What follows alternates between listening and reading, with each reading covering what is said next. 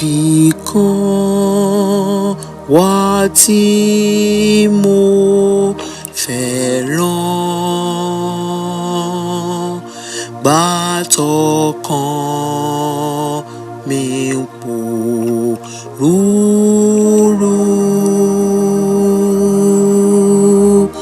kí n wà pẹ̀lú Kristi nìkan, tí ó wí pé wá sinmi, kí n wà pẹ̀lú Jésù nìkan, kí n gbóhùn jẹ́jẹ́ rẹ̀ pé má ṣe bẹ̀rù báyé kọ́, èmi wà pẹ̀lú rẹ̀.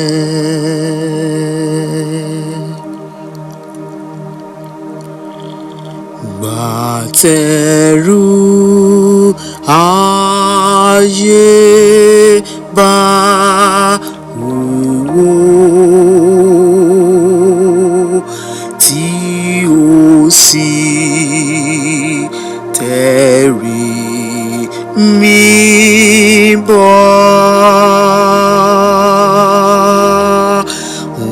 lọ sọ́dọ̀ Jésù nìkan, torí ọ̀rẹ́ mi ni òun, kí n wà pẹ̀lú Jésù nìkan, kí n gbóhùn jẹ́jẹ́ rẹ̀ pé má ṣe bẹ̀rù báyé kọ́, èmi wà pẹ̀lú rẹ̀.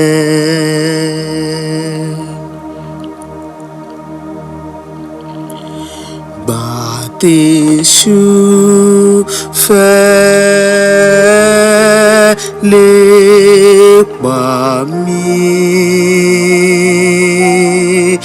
Jésù wí pé kí ṣáwá, òní ààbò àtọ̀rẹ́ mi,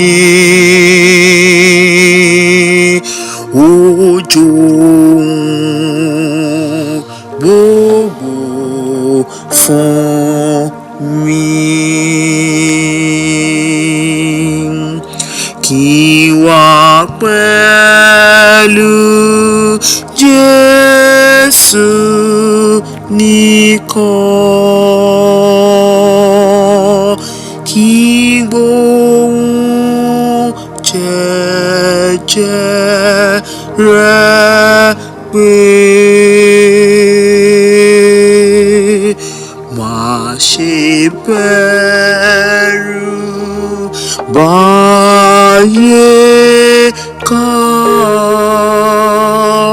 kọ́, èmi wà pẹ̀lú rẹ̀, kí n wà pẹ̀lú Jésù nìkan kí gbóhùn jẹ́jẹ́ rẹ̀ gbé. Má ṣe bẹ̀rù báyé kọ́.